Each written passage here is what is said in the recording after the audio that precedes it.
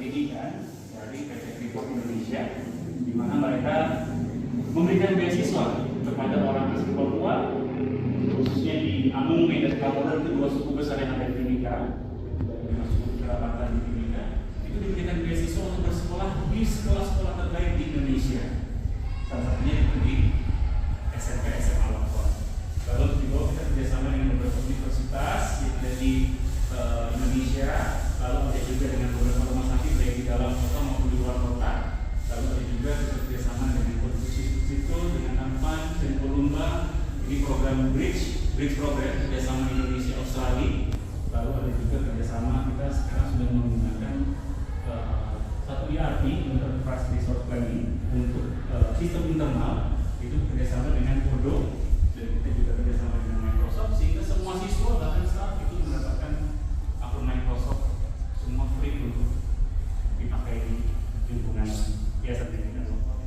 Dari SMP sendiri kita memang tidak full asrama. Kalau SMA dulu yang saya tahu itu adalah full boarding school. Tapi untuk SMP karena masih terlalu kecil sehingga boleh asrama dan boleh tidak asrama. Ya. Nah untuk sekarang ini perbandingannya untuk asrama dan asrama itu, kalau di asrama SMP itu kelas 7, 8 dan 9 itu mereka kurang lebih ada 100-an orang kalau tidak salah, ya, dan masih lebih banyak memang yang non asrama. Dan non asrama pun itu mereka tinggal kurang lebih di sekitaran kota Tomohon, Tondano, yang dekat di sini.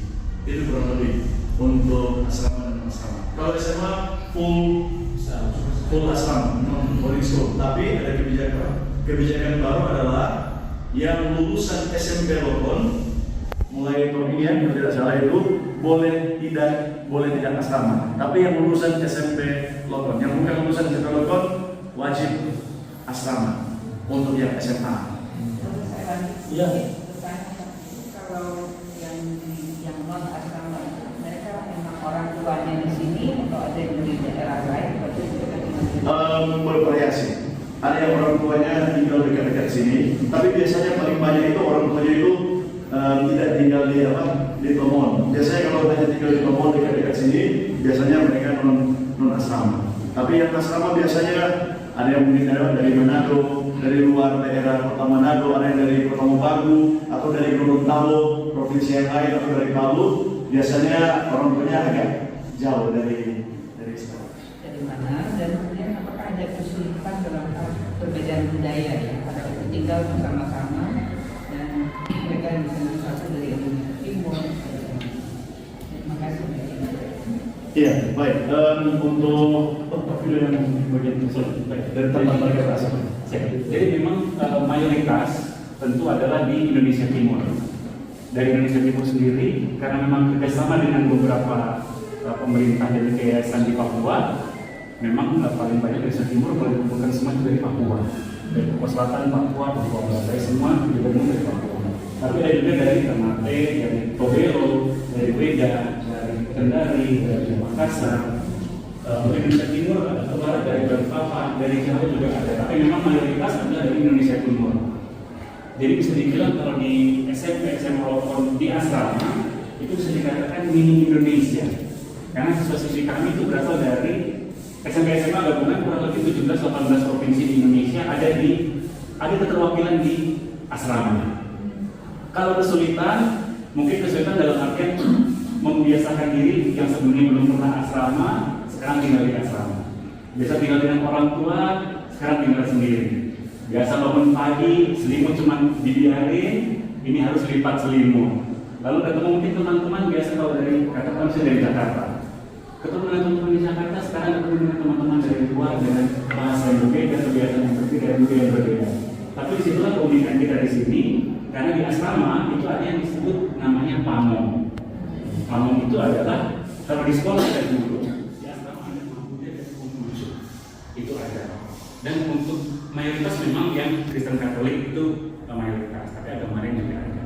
Bahkan di asrama mayoritas non Katolik. Oh iya, Kristen ya? Iya, Kristen. Jadi bukan Katolik ini mayoritas. Ya, non Katolik. bahkan di asrama juga penanganan juga ada perbedaan. Misalnya yang Muslim, kalau Muslim satu bulan puasa mereka harus bangun sahur, mereka jadi semuanya itu diatur di asrama. Dengan sekolah juga. Karena kepala sekolahnya yang pertama itu kebetulan dari saya punya ayah bolang. Dari bolang itu masuk ke tentara ya dengan satu pada zaman pangkat 2 Bukit Barisan itu Sarawi dan kemudian dia bisa. Lalu bolang pada saat itu pangkatnya dengan satu dan seringkali prestasi-prestasi. Pastor-pastor itu saya salah satu itu perawatan itu melayani ya. Sering terlalu lama. Saya kenal Bonang ini keluarga, maka ketika dia menikah itu orang tua saya dan keluarga-keluarga yang dikatakan. Jadi saya juga ada tentara. Bonang itu dengan tentara. Setelah itu saya masuk seminari. Lalu kami ketemu ketika barisan Muslim bersekolah. Kenalan dengan dia. Tapi kemudian setelah itu dia jadi bupati Minahasa. Setelah itu sering beberapa kali ketemu. Setelah dia jadi bupati, dia menjadi anggota DPR di Palu. Masih ada kontak pada saat itu. Dan saya mendengar juga setelah itu dia mulai aktif sekolah. Jadi saya mengerti bagaimana karakter. Pasti ada aspek-aspek militer seperti sekolah Nusantara di Magelang, pasti ada unsur-unsur itu juga dalam sekolah ini. Dan memang ada era tahun 2000-an itu banyak sekali mantan ataupun dari awal tentara itu mendirikan sekolah-sekolah seperti Kalige atau Sulu dan seterusnya. Atau suatu waktu itu memang ada Tinggal di dalam. masuk dalam lalu segi-segi atau nilai-nilai Katolisitas atau Kristianitas itu bagaimana tempatnya dalam pembinaan karakter di sini.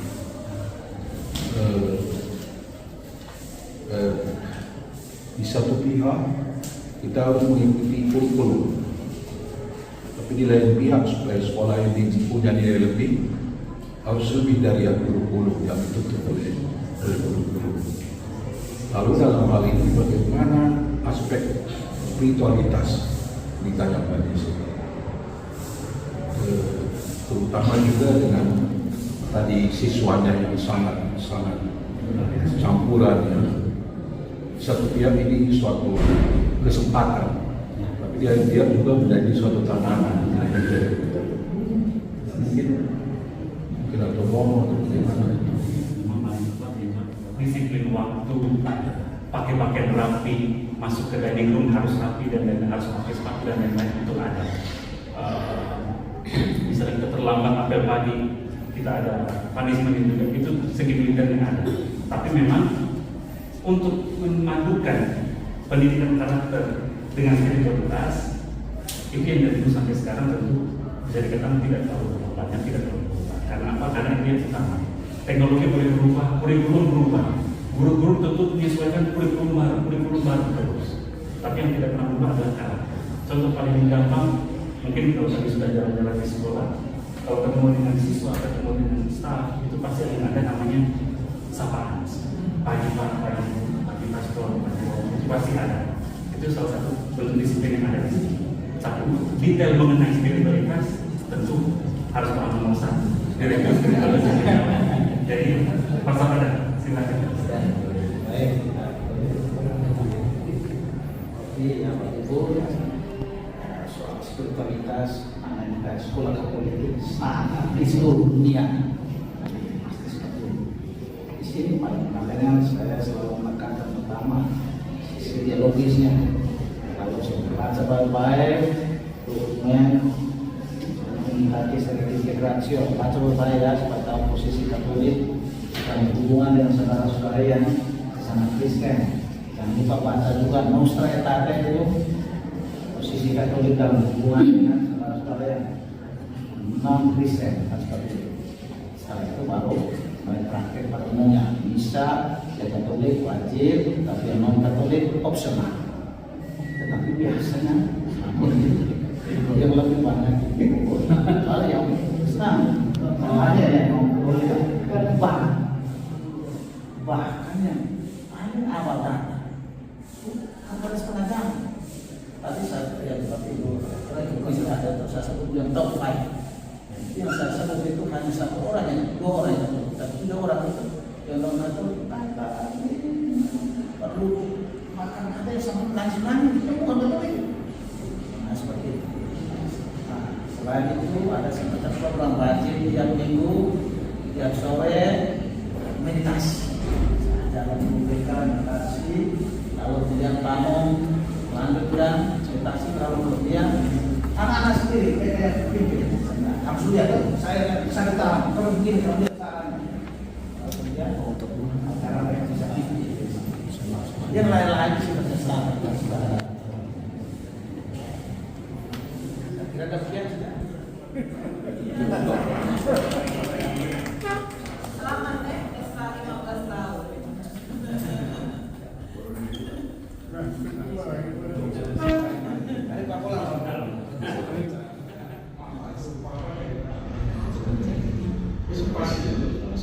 Seserius apapun masalah itu harus atas 388 382 yang SMA tadi itu boarding 3 asrama 6 saja yang tidak di asrama kami total jumlah siswa 388 semua di asrama 6 orang kita manfaatkan untuk berprofesi ini apa saja kayak hari Sabtu nanti 12 kita empowering educators and supporters. Kalau bisa tanpa ekspektasi kita akan terkunci. Tapi ya kami juga sedang mempersiapkan sebenarnya. Jadi dengan mengenal ini yang saya mau tanyakan berapa persen pelajaran bahasa Inggris di kelas di SMP dan berapa persen di SMA. Sebenarnya kita baru lebih ke person edexer international group for 2 years. This is our 2nd year. Yeah. So we expect that we're on the process of transforming from CUMED, some subjects of CUMED to person edexer. So when we say how many percent, we only offer you 3 subjects, math, 5, math, English, science, global sciences, and ICT. That's for SMP. And then for SMA, we have English, math, science, 7 subjects. Yes, we have that. So we always follow what the Pearson edX curriculum syllabus is offering to the school. So, but we are very clear that our owner or the government doesn't like the SPK way.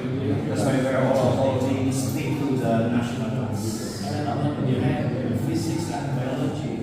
You teaching in one English or mixed? English. We have the Pearson class. We have the regular class. Yes. So it's a different offer to read the admission. The different fields.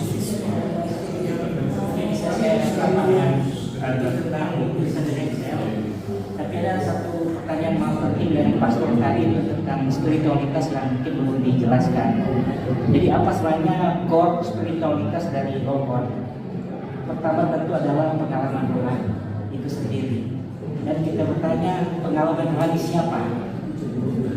Pak Bolang pasti tahu adalah pengalaman pendiri sendiri yang dari kecil pendirinya adalah seorang bukan Katolik, menjadi Katolik ketika menikah dengan ibu dan kebetulan orang Kakaskasan yang pada waktu menikah dikatakan harus menjadi Katolik dan dia jawab disuruh kawin muslim pun atau agama apapun saya oke.